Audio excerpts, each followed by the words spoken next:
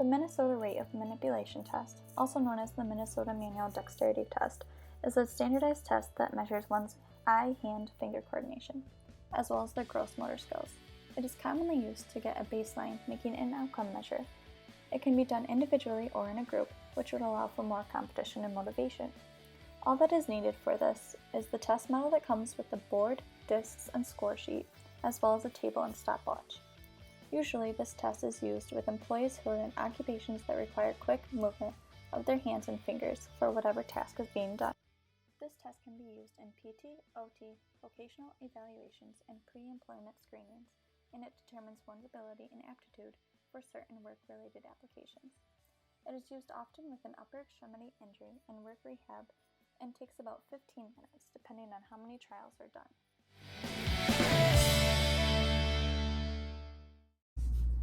Okay, so I'm going to have you stand up. You must enter your name, the date, and your dominant hand in the spaces provided on the score sheet. Today's date is September 3rd, 2019. Do not fill out any other part of the form.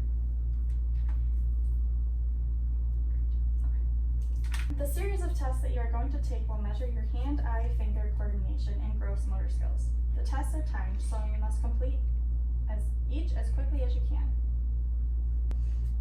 The object of this test is to see how fast you can put the discs into the holes of the board using only one hand.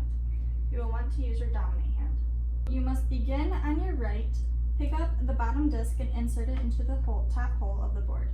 You must now pick up the next disc in the column on the right, and so on. You will move from right to left on this test. Once you complete one column, repeat the previous sequence in the second column until you have filled the entire board. You may hold the board with your free hand if you wish to do so. Do you remember the order in which you pick up the discs and place them down? Yes. You must make sure that all of the discs are fully inserted into the holes of the board before the trial is complete. If you dropped a disc, like I did, you must pick it up and insert it into the proper hole before the time is stopped. Your score will be the total number of seconds it takes to complete several trials. We will record the time for each trial separately. When you finish one trial, we must rearrange the board and discs into the starting position before starting another trial. Please do not touch the disc until you hear further instruction. Put your hand on the first disc. Ready? Go.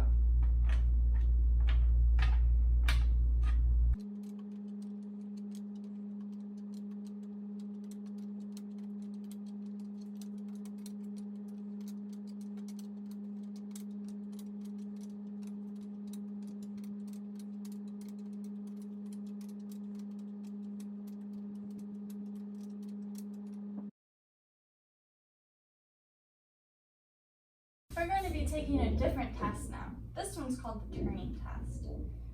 The object of this test is to see how fast you can pick up the discs with one hand, turn them over with the other, and replace them into the holes in the board.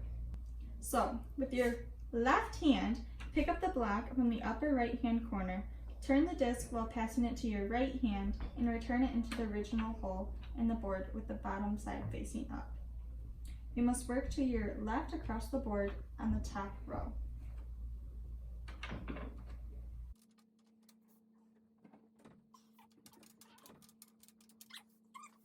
Now your right hand, pick up the first block in the second row, turn the disc while passing it to your left, and return it to the original hole with the bottom side facing up. You will work to your right until you complete the entire row.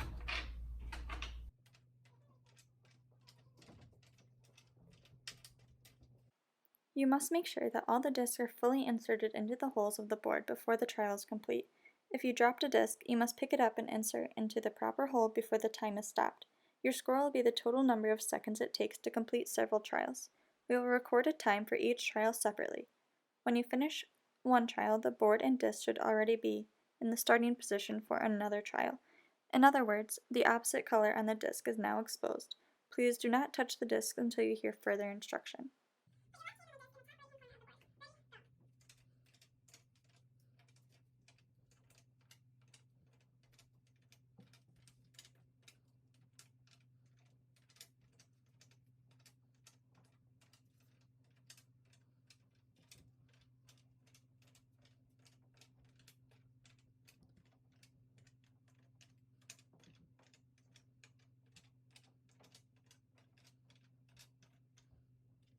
Repeating this 3 times is the standardized way of completing this assessment, but as an occupational therapist, it is likely that you won't need or want to do it 3 more times.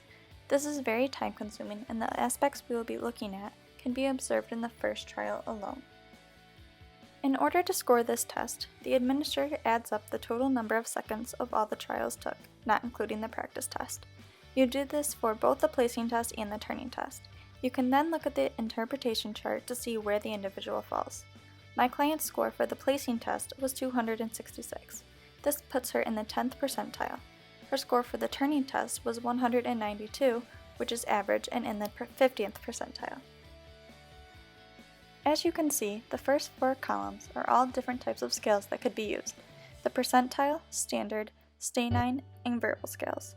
The next 2 columns labeled group testing are the scores that are to be used when doing all 4 trials. The others are for the different number of trials that can be done. Because this test was created in the 1930s, this information may no longer be relevant to today's standards and norms.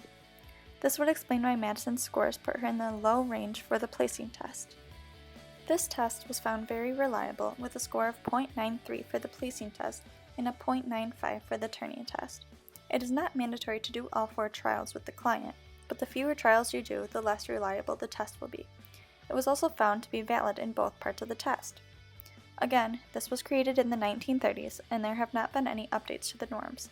This means that these numbers relating to reliability and validity are not accurate anymore. There does not seem to be any biases in this assessment, but if an individual has limitations in their figure ground skills, it is likely that they will have a much harder time completing this test. The discs and the board would blend into each other, causing the task to be much more of a struggle. This assessment seems very lengthy, and you may decide that you would rather complete a much quicker hand assessment, but the real reason an OT would choose to use the MDT would be to assess skills that it was not specifically made for. A person's cognitive skills are tested when asked to follow the complicated set of directions, especially during the turning test. Endurance is assessed throughout the entire process because the individual is standing. An OT will also notice whether the client is crossing midline or not, and if they have bilateral coordination. The MDT is also beneficial because it is not a typical peg test, and the sizing of the discs are more reasonable than a small peg. It also incorporates the individual's gross motor skills and requires using 2 hands, which is unlike other hand assessments.